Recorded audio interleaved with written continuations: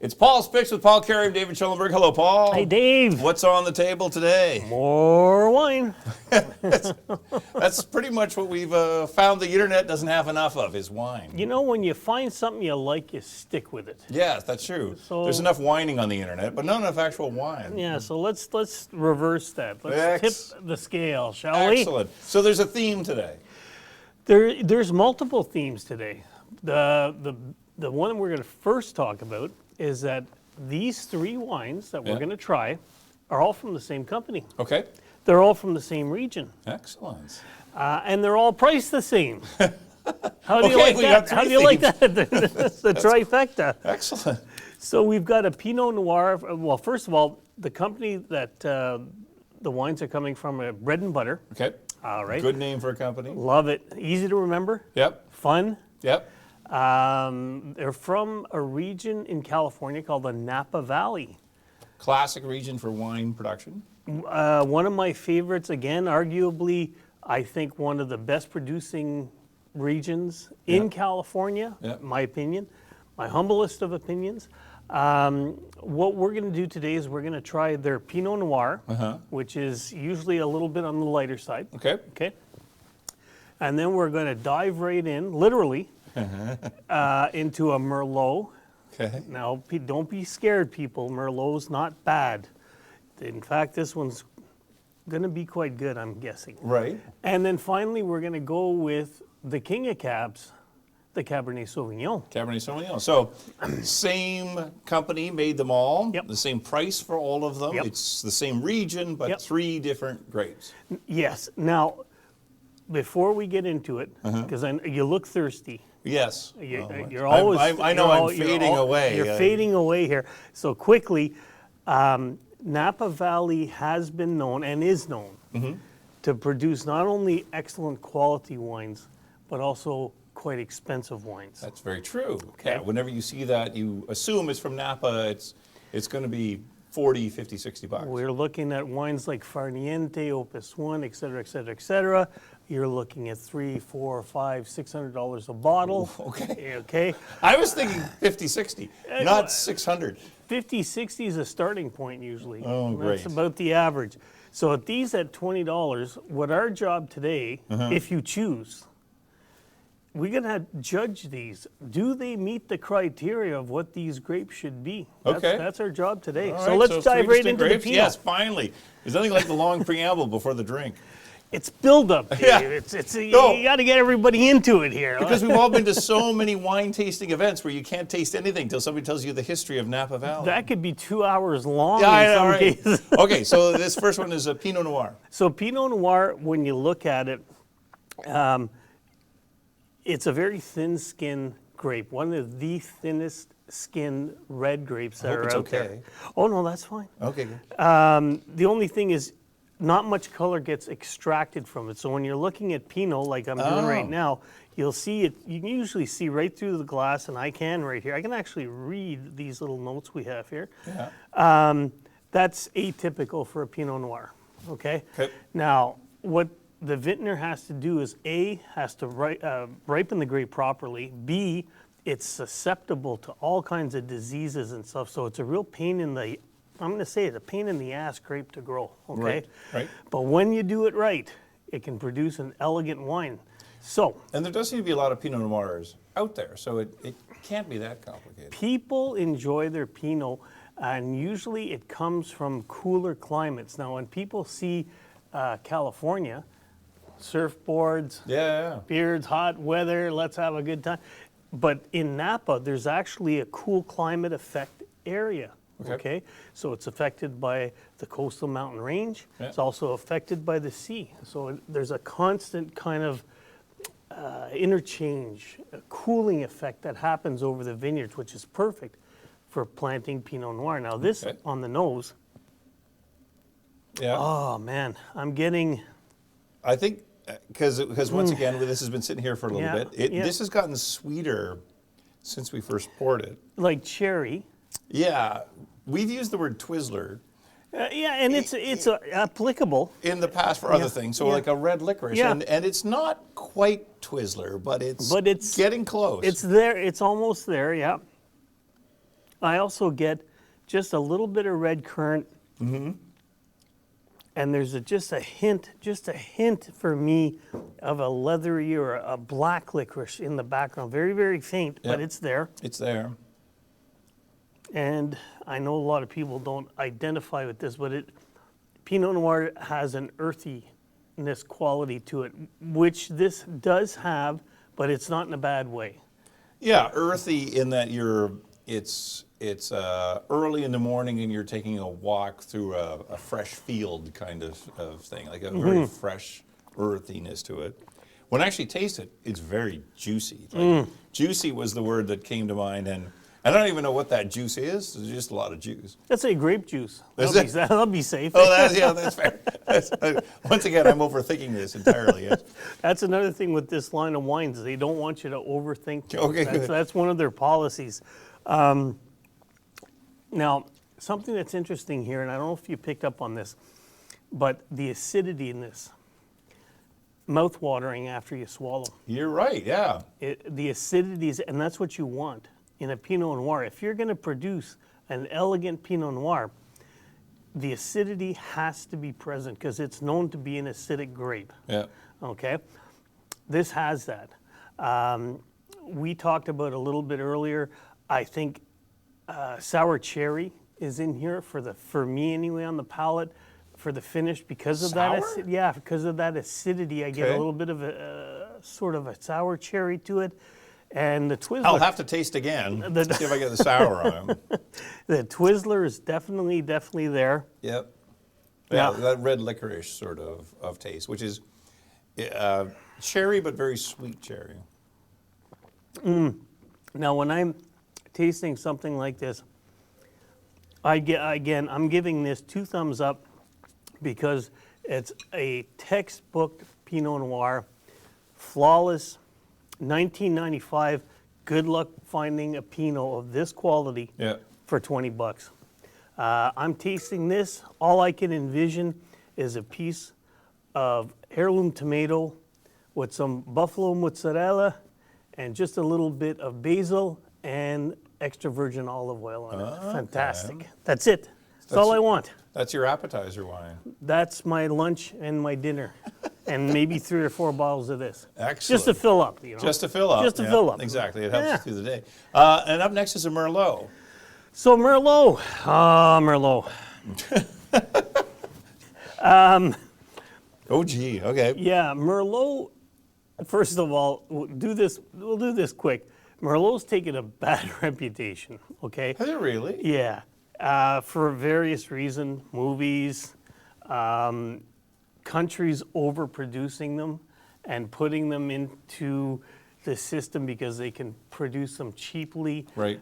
Where, believe it or not, when they come out and you try it and you drink them, the overwhelming taste is green pepper and herbaceous. It's not pleasant at all. On some of the Merlots, yeah. Yeah, not pleasant at all. Fact, proof in point. Some of the most expensive wines in the world are made from Merlot. Okay? And some of the best, absolute best Merlots are made in California, in my opinion. They should be plump. They should be fruity. They should be chocolatey. Yeah. They should have good balance to them, good tannin, good acidity, lengthy. And they're one of the most versatile wines for food because they can interplay between appetizer, main course easily. Right. Okay? Does this wine fit the bill? Let's try. Well, right. So let's try. So on the nose, cherry. Ooh. I mean, I certainly get cherry. Plummy. Yeah. Plummy. And tasting it's even more cherry. I get even a little bit of smokiness on this wine. And where we said the Pinot Noir was that sort of sweetness to it. I find this is less sweet. This is more of a classic dark cherry that you have kind of popped in your mouth and you had to spit the pit out because it was in there, and it's just sort of it's a mouthful of cherry. Round. I find fuller than the Pinot Noir. Yeah, definitely fuller than the Pinot Noir. I remember having a chocolate bar that was infused with cranberry, 80% cacao. This is what I'm tasting in this glass right now. I'm getting a cranberry chocolate thing that's going back and forth. Now, I'm getting acidity, but compared to the Pinot Noir, do you feel a bit of a drying sensation on your tongue at all, or maybe in your cheeks on the side here? Yeah, it's in here. There's something, and I'm not salivating like I was on the first one. So that's the tannin level. Okay. So because the Merlot is a thicker skin grape, Right. more tannin, which is a compound, a phenolical compound that's found naturally in the grape, is absorbed into the wine that gives it a bit more of a bitey, drying sensation. Now, where that's good, if you're a meat eater, which you and I both are, big time. This happens a lot. This happens quite a bit. This is the type of wine, if I'm making my own homemade ribs, for example, or something like that. Yeah, I love Merlot with ribs because a lot of times with ribs. They're going to actually write that down. All right, with like you use a hickory sauce or a barbecue sauce or a Tex-Mex, whatever it is, usually has that molasses and sort of sweetness. Those are sweet. Those are tomatoes, and that's always a hard. And thing it's to pair with. it'll bring out the fruit in this wine. Pow! Explosion in your mouth. Beautiful. All right, and the third one we've got here. I'm moving the table, aren't I? Yeah, I've noticed you're getting into it. Well, care about your wines. I've got a T-shirt that says that. I'm getting into it. Oh, that's what's it. Okay, and the third one. Now we've got a Cabernet Sauvignon. Like, you know, when we think about California and classic wines from California, there are so many people who will say that a California Cab Sauv is they walk into the store and that's what they buy. As they should. As they should. And I mean, Cabernet Sauvignon from, especially from Napa, they were one of the first styles of wine to dethrone the ultimate Bordeaux wines that were primarily Cabernet Sauvignon. Because it's an ideal climate and area to produce. Yeah. Now this, just on the nose. Now, when we first poured this into the glass, there was a certain farmness to it. Yeah, and earthiness. But that's what I associate with an old world wine. Yeah. That is when you talk about anything from France, the Burgundy, the Châteauneuf-du-Pape. Like that's what I smelled initially. But as it has sat here and kind of opened up a little bit, that has disappeared. And which is what a French wine would do. Ultimately, that's usually what happens, okay? So when you have a fuller-bodied wine like the Cab, which, by the way, the thickest skin grape of the three that we've tried, the most tannin that can be extracted, you're going to have a wine that needs to breathe. Yeah. And it will change. It does dramatically. It will change. We've done it in the past often. And we've gone back how many times? How many times have we gone back to a wine? Wait a minute. Yes.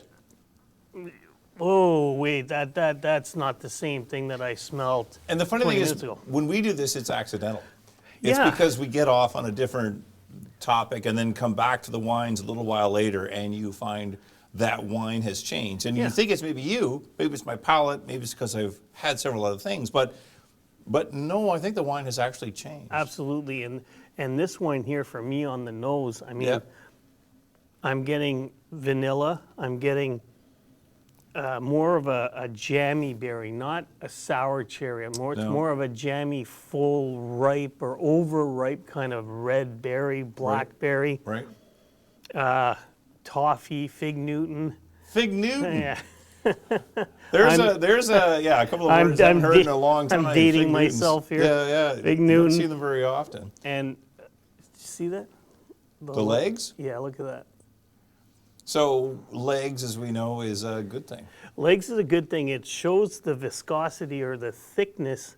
Usually that's determined by the level of alcohol and the weight of the wine. So when you have thick legs, you'll see them come down like tears in the glass. Or like legs. Or like legs, yeah. Now, when I actually sip this, I find very different. On the palate, when I taste it, for me, got overwhelming cranberry. Like, I get cranberry, and the more this sits here and opens up, the more cranberry I get on this. And that I want this for Thanksgiving.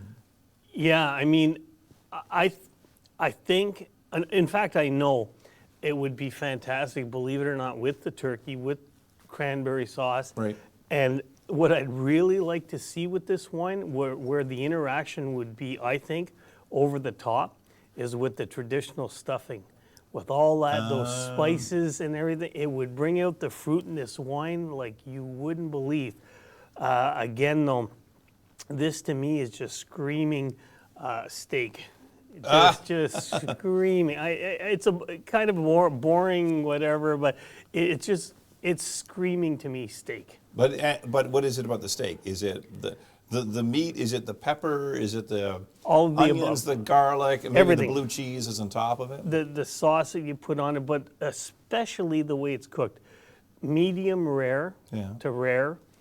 The tannin that's in the wine, there's actually, believe it or not, a chemical reaction that happens, and the tannin that's in this wine will actually soften and the texture of the meat. Right. Make it even Okay. creamier, believe it or not. Nice. It's fantastic with rack of lamb as well. It's something else that you could enjoy with it. Perfectly balanced. $19.95, again, 2 thumbs up. Get yourself a case. And I think that's the sort of the story of these 3 wines. Yep. Is the price for what this is very aggressive, very hard to Extremely reasonable. Extremely reasonable. I mean, if we were to do this flight of wines in a blind tasting, I'm telling you right now from experience, up against wines that are $50, $60, $70 a bottle, these wines would hold their own. I guarantee you that. Guarantee it. All right, very good. It's Paul Carrier and Paul's Picks. I'm David Schellenberg. Thank you, Paul. Thanks, Dave.